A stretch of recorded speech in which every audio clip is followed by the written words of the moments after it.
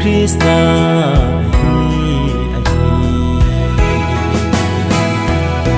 Hallelujah Apha Tangeiye Chun ngày lâu tuân so in Krista Giêsu Nga la zong gok ngày lâu chu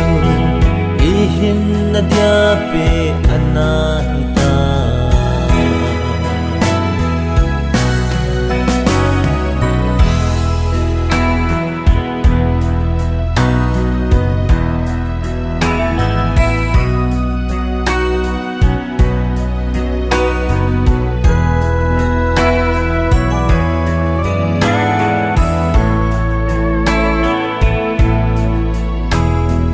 Ban mi Giêsun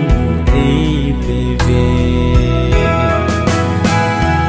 Hallelujah Apha Tangeiye Chun ngày lâu tuân so in Krista Giêsu Nga la zong gok ngày lâu chu I hin na dia pe anahita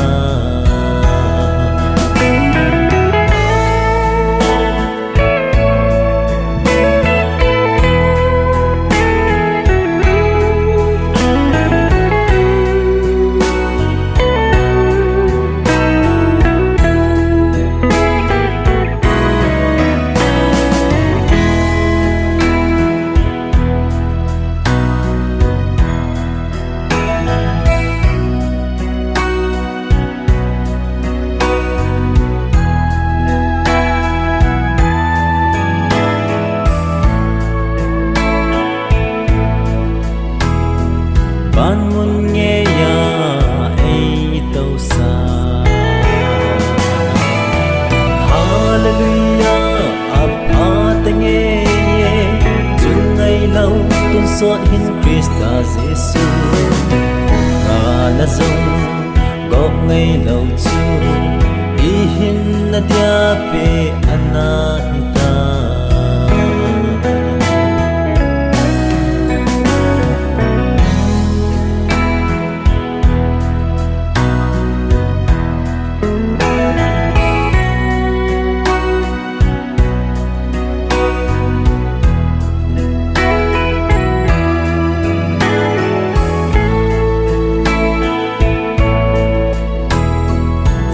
Lan I oi dal Krista Hallelujah Apha Tangeiye Chun ngày lâu tuân so in Krista Giêsu Nga la zong gok ngày lâu chu I hin na dia pe